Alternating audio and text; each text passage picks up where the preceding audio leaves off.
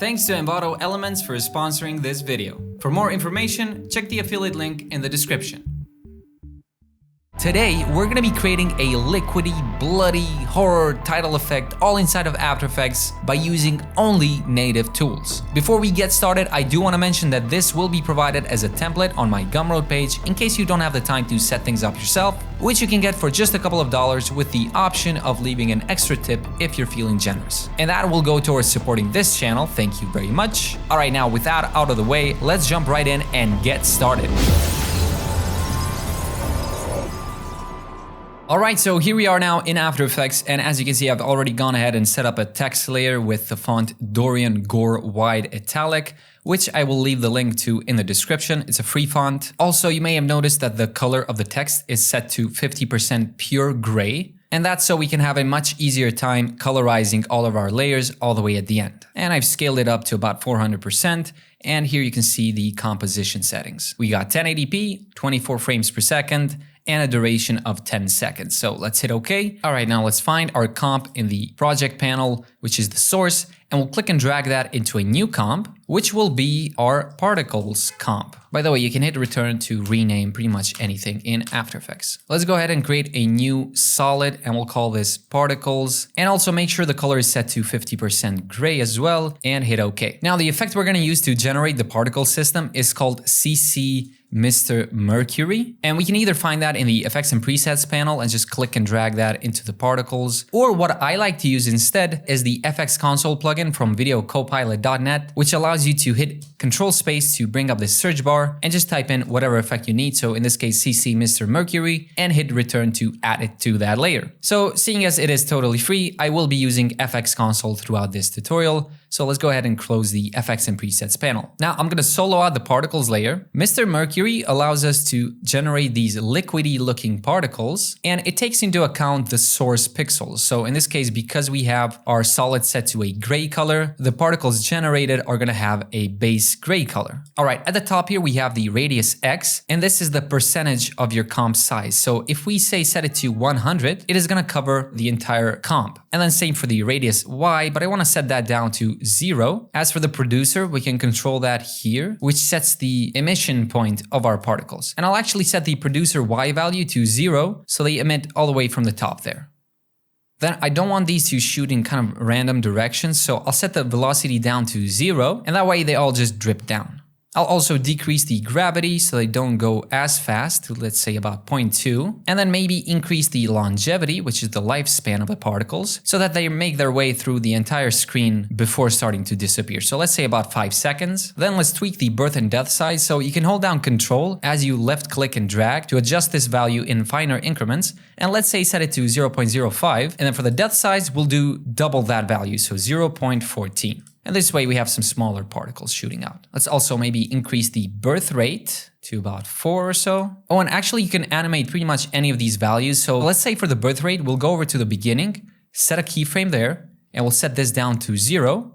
And then across, let's say 4 seconds or so, we'll pump this up to 4. And that way we have no particles shooting out at the beginning, and then as time goes by, we get more and more particles. And keep in mind, you can animate any of these values that have the stopwatch in front of them. As for the light and shading menus, we're actually gonna ignore those because I will be adding shading all the way at the end by using layer styles. So let's drop those down. Now these particles are looking a bit too uniform. You can see all of them look pretty much like these circular blobs. So let's add some texture to them by using the roughen edges effect. We'll increase the border a bit to about 20 or so. Let's go to full resolution so we can see things a bit better. Then we'll increase the edge sharpness so things aren't as smooth. We'll also lower down the scale to about 50 to introduce some finer detail, but we will lower the complexity down to 1. All right, so we can set in and out points by using the B and N shortcuts, and then hit 0 to RAM preview and see how that looks. Next thing we want to do is isolate these particles. So we'll bring the source layer on top and we'll solo it out for a moment. What we'll do is add the mini max effect, which allows us to expand the contours of our layers. We'll set the channel to alpha, and then as we increase the radius, you can see we're expanding the contours of our layer, but we want to limit to the direction to just vertical, so we can move this up and down, and let's say bring it up to about 500 or so. Let's just round that out. But we also want to limit the expansion to only downwards. So a quick and easy way to fix that would be to use the offset effect and just shift the center Y value down by 500 pixels. So in this case, it would be 540, which is the default, plus 500 of the radius. And now if we hit F4 to toggle the switches down here and take a look at the before and after,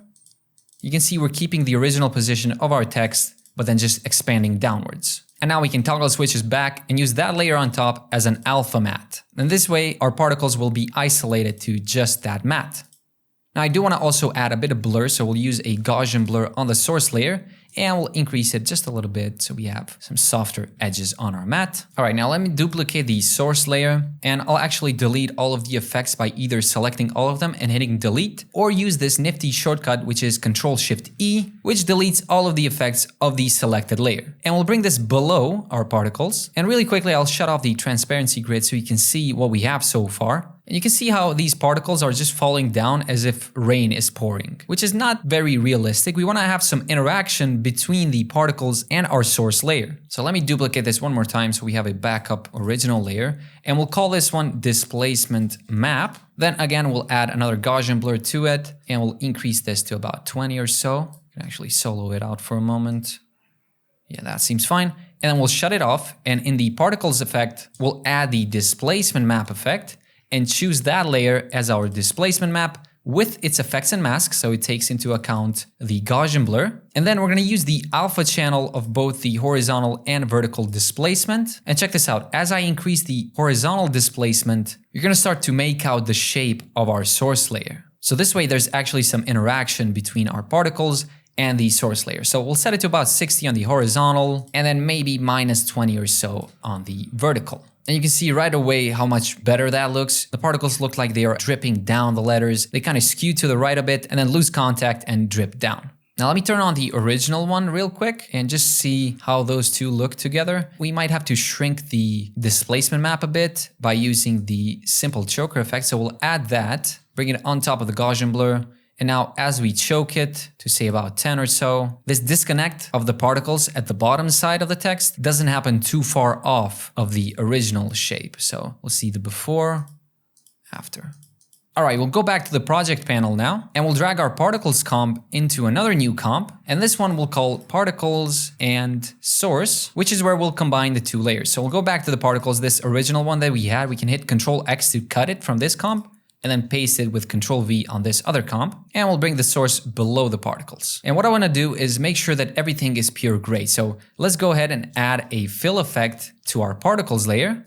And again, we'll set this to be 50% black or 50% gray, whatever. And this will make sense as we move forward with the tutorial when we get to the shading stage. Now, what I want to do with the source layer is add some turbulence to it. So we'll add the turbulent displace effect. And for this, we'll give it a slightly smaller turbulence. So set the size down to 5 and we'll set the amount down to 20 so it's not that intense. And then alt click on the evolution and type in time times 500. And that way we have some constant turbulence on our source layer. But to add some more detail, I'm going to duplicate the turbulent displace effect. And this one is going to be more of a broader turbulence. So we'll set the size to 25, but the amount down to 5. So it's not as intense. And now we have 2 layers of turbulence. Oh, and also to have it match with our particles birth rate, we can go over to say 2 seconds or so where there are no particles yet. And I'll set a keyframe for both of the amount values and then move forward to say about 4 where we start seeing some particles and then set keyframes for those as well. And then on the first frames, we'll just set the amount down to 0 for both of them. And we can also select them, F9 to easy ease, and then hit 0 to RAM preview. And as you can see, the turbulence kicks in only after the particles start pouring in. All right, now let's go ahead and drag the particles and source inside of another new comp. And this one we'll call particles and source shading. Let's first start off by using a combination of effects that will allow us to have some better interaction between the particles and our text. So let's select the layer, add the Gaussian blur effect, and we'll increase it to about 30 or so. And then add a levels effect with a channel set to alpha. And now check this out. As we move the alpha input white and the alpha input black close to each other, we're essentially crushing the the alpha channel of our layer. So the not so opaque values and the not so transparent values, they all become either opaque or transparent. There's nothing in between. And that way the particles now interact in very interesting ways where you can see here as these particles drip down from the text, they kind of squash and stretch from each other. Now, of course, do be careful with where you have these 2 points meet up because it can change the entire silhouette of your layer. So let's just toggle the switches and we'll shut off the effects here. And you can see it actually also chops away at a bunch of details as well. So do keep that in mind. And also one other thing is that if you put these very close to each other, you might get these very aliased edges. So leave some breathing room there to have some softer edges instead. All right, so at this point, we could say add a fill effect and make it a bit of a darker red color. And you have yourself a pretty nice looking 2D blood title. But let's try to make it a bit more pretty with some fake 3D shading. We'll right click on the layer, go to layer styles and add satin. And right away, this adds this sort of inner glow kind of effect. So we can go down and tweak those values. Let's say set the distance a bit lower to about 9 so it doesn't reach out too far from the edges. And then increase the size a bit to smooth that out. Let's say about 20.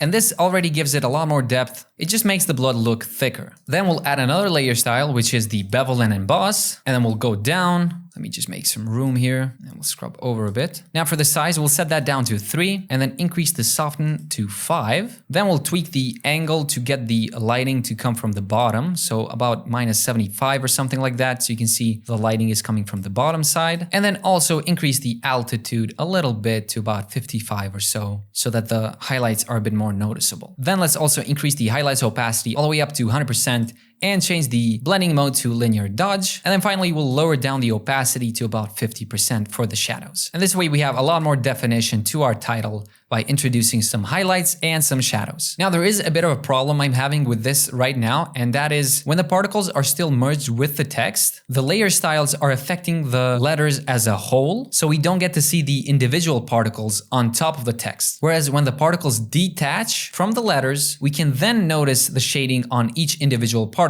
But I do want to keep the individual particles visible on top of the letters too. So I'll go back to the project panel and I'll click and drag in another copy of the particles pre-comp that we created earlier, and then I'll select the layer styles on the particles and source, hit Ctrl+C to copy, and then with the particles layer selected, hit Ctrl+V to paste. And that way we have all the same settings of the bevel and emboss and the satin on that layer too. Of course, we also have to go back, copy the fill effect and paste it to the particles layer. And there we go. You can notice the blood particles on top of the text because of the shading, but with those off, it's just way too flat of a look. Now, I also want to copy over the Gaussian blur and levels combination onto the particles, but I want to tone down the blur. So let's say about 10, so we don't lose as many details. So you can see if I go over to say 30, a lot of those particles are gone, but with a blur value of 10, we have a lot more detail still visible. All right. Now we're done with this step, so I'll go ahead and disable the fill effect for both of these layers, and we'll go back to the project panel and we'll click and drag that one last time into another comp, which we'll call Final Composite. All right, let's move forward a bit. Now I'll go ahead and create a new solid by using the Ctrl+Y shortcut. And I always encourage you to learn as many shortcuts as possible because it always speeds up your workflow. And we'll set the color for this to something like pure white, and we'll call it BG for background and put it at the bottom. And we'll also maybe increase this just a little bit so we don't see the edges of our particles, which is happening because of the displacement map effect. The first effect I want to add to our layer is the CC glass effect to introduce some sharper highlights, but we do have to keep this very subtle, so we'll drop down the surface menu and we'll set the softness down to 10, the height down to 10 as well, and the displacement down to 50. Then we'll go over to the shading and set the ambient to 100 and the diffuse down to 0. And that way we don't mess around with the overall exposure. We're just introducing some specular highlights. Speaking of specular, we'll just increase that all the way to 100% and then set the roughness down very low to about 0.01, and I'll set the metal down to 0 as well. And now if I uncheck the CC glass effect, you can see all we're doing is introducing some more specular highlights. As for the light settings, you could maybe tweak the light direction to have it come from the bottom as well, so maybe -10 or so, which matches what we had before with the bevel and emboss light direction. Now let's add some color by using the hue saturation effect, and we'll scroll down and toggle the colorize option. We'll set the saturation to about 50, and then maybe darken this down a bit to maybe about -20 or so. And this is what I meant when we were using the gray values, because then we can use the hue saturation effect with the colorize feature and very easily assign any color we want to. In fact, you can cycle the hue here to get pretty much any color you're after, but we'll set it down to 0 so we get a red color instead. Now let me also add some glow to it, and I'll set the threshold a bit higher to about 70 or so we're only glowing the very bright highlights and not any of the darker parts. And then I'll decrease the intensity to about 0.1, so it's very subtle, but then I'll duplicate the glow, and for this one I'll just increase the radius a lot so we have a softer glow. But you may have noticed that the glow effects introduce this sort of shadowy outline, which we will fix in a moment, but for now I'll just shut off the background so that's not distracting us. Next up, let's add some contrast with a curves effect. So we'll do something like an S-curve, we'll boost the highlights, darken the shadows a bit. And by introducing some contrast, we also punch up the saturation as well. And now let me go ahead and re-enable the background. And I'll use the CC composite effect with the composite original set to stencil alpha, and that will fix our issue. So let me just real quick show you what we're doing exactly. So let's disable the composite effect. I'll duplicate this layer and hit Ctrl-Shift-E to again delete all of the effects. And then we'll set this to stencil alpha. The stencil alpha effect basically isolates every layer underneath that layer to its transparency. But instead of doing it this way, we just use the CC composite effect and do it as an effect on this layer only. Now let's also add another copy of the Gaussian blur effect so that we can remove that digital feeling of everything being so crisp and sharp. So let's say about 2 blurriness. And then what I like to do on top of that is add a unsharp mask effect and set the amount to about 100, which kind of increases the contrast between bright and dark values and kind of sharpens things back up a bit. So let me just take a screenshot here with these two effects enabled, and then I'll disable them. And then by holding down on this button, you can see the before and after. So I'll zoom in here, before, after, before, after.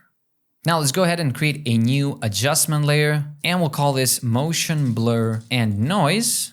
We can also color code it.